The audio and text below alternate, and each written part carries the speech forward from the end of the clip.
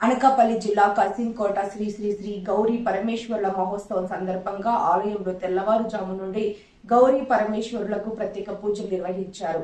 ప్రముఖులు, రాజకీయ నాయకులు, భక్తులు అధిక సంఖ్యలో స్వామివారిని దర్శించుకున్నారు.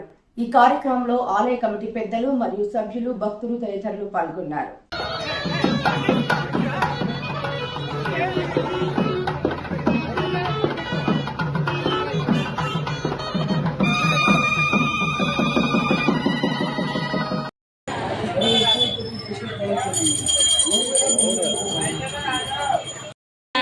దండం పెట్టుకుంటారండి.